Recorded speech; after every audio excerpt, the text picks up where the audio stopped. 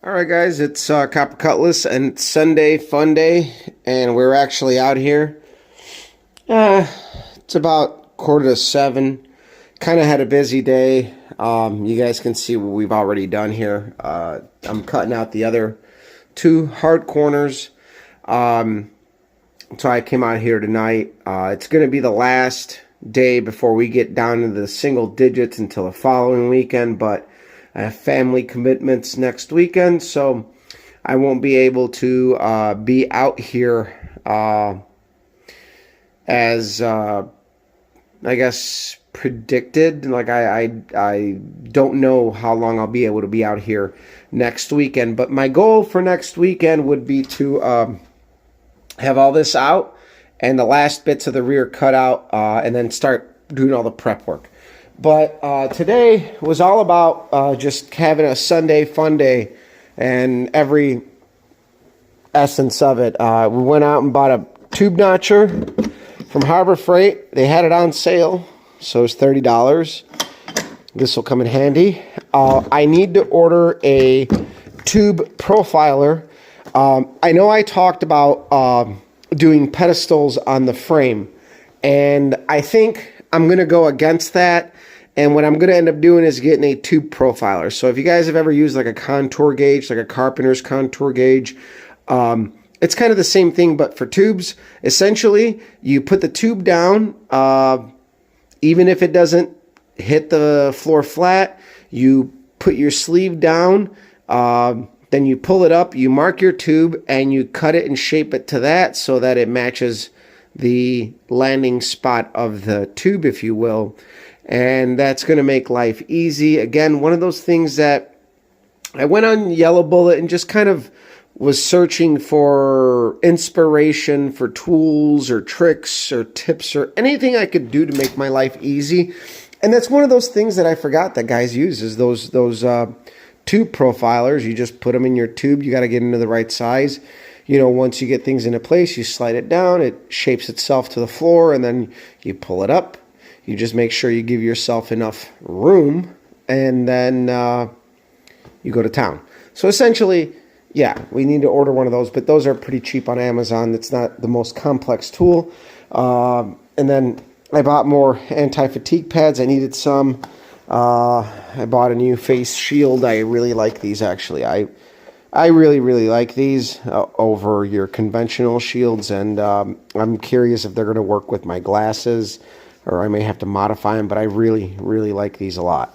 I bought a drop blanket, and that's actually for not even for a house project. That's actually for the tow vehicle thing. And also, I know I mentioned to you guys in the last video that I got rear-ended, and I didn't want to get into it, but, you know, we're going to make wine out of sour grapes here, and, you know, I started thinking about the cost and everything, my deductible and the time frame, and you know, I kind of just got this truck, and I really, really like it, and I want to keep it that way. So, you know, I went on the old marketplace and saw somebody that was selling quite a bit of aftermarket parts, and I found somebody who had the right bumper for my truck, the only guy in the area who had the bumper on my truck who could get it to me Sunday morning, and I did. And I went out with my buddy Tim to pick it up. We went to Harbor Freight, obviously, did a bunch of shopping and splurging, and then I came home. I went to the shop, took the smashed bumper off, put the new one on. I had to fix the wiring harness. It got crushed and split. The bumper sensors still work, and I'll put those pictures of the repairs on here.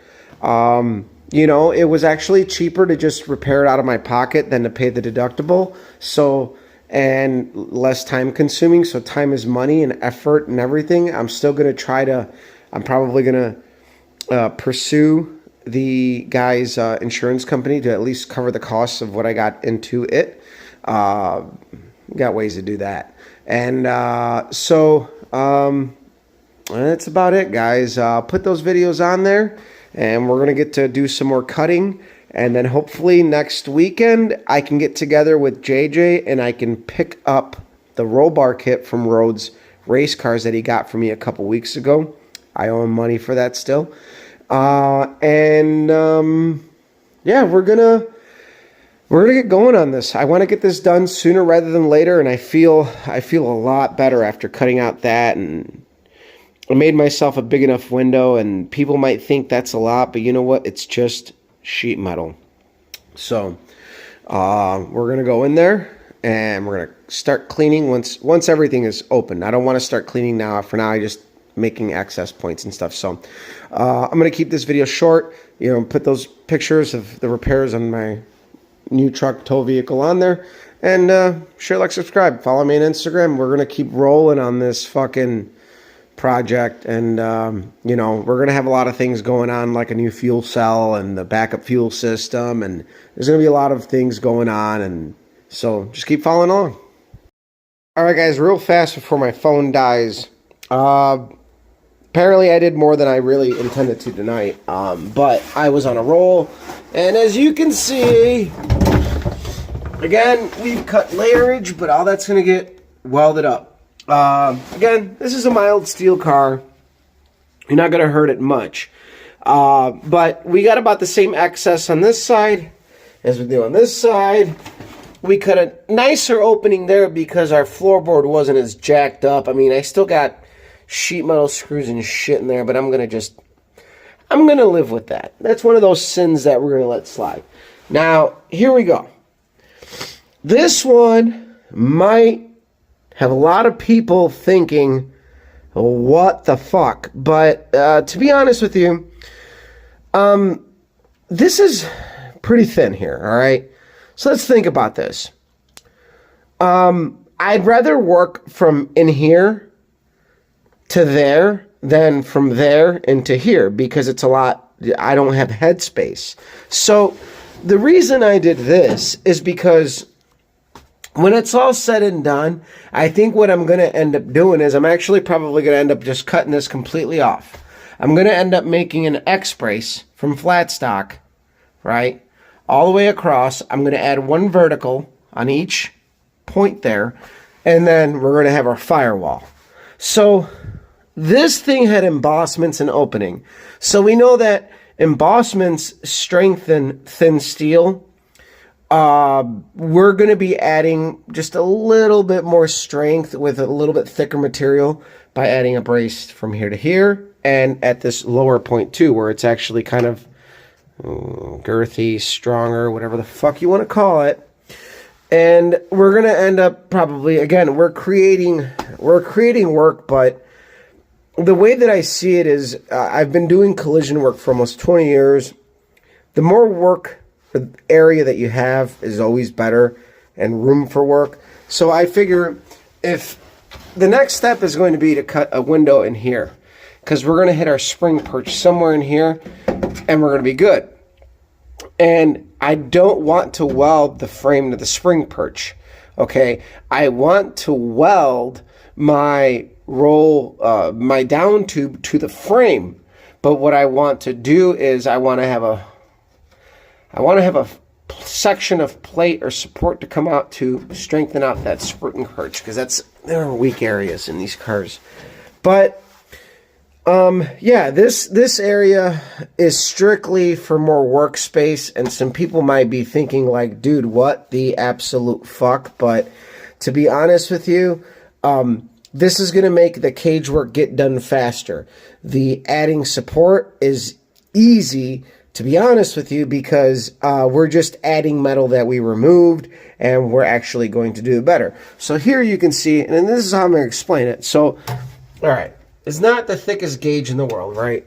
But here you have this whole tray area. It layers here. It's not even complete. It's split at the bottom, split at the top. It's two split sections. And then you have this bottom section that comes in from the top, and it's part of this. So it's like two split sections for this area, and I'm probably going to end up removing weight altogether, but we're going to add just an X-brace here, and down, and we're going to make it nice, and we're going to go ahead and do our firewall there, and finish at the top, take out these fucking speakers. These speakers alone probably will gain us, you know, we'll lose a little bit of weight there. So, yeah, we're in full swing here, and I'm actually Very excited. The more that I cut, and I should probably stop cutting tonight, but the next step is to cut that action section there. And from there, it's just prep work and put our plates in, and we got to get our tube profiler, and we got to start getting all the tubes ready. But most importantly is we have to absolutely locate the main hoop that is our focal point, where to start at, and where we need to be at. And there's rules and guides for that, and it's not the end of the world, but I'm going to have my buddy help me with that. We got to put the seat in the car where it's going to be for my comfort, for my driving. I'm not the tallest dude in the world, so the main hoop might be a little bit more forward than normal, but I like to be a little bit further up on the wheel versus further back, to be honest with you. It's not because I'm short, actually. It's just because of the way that I like to drive. I like to have my legs under suspense. I don't like to have my legs relaxed when I race. So I want to be able to have a little bend to my knee and just kind of like just being a, like if you guys have ever seen that fucking, I forgot what stereo system it was, where the guy's sitting on the couch and the speaker's blowing in his face and he's just sitting there, but it's full tension. Like, that's the kind of seat approach that I like to have. But anyway, we did a lot more than we intended tonight, so this is the secondary part to it. So share, like, subscribe, follow me on Instagram. Bye, bitches.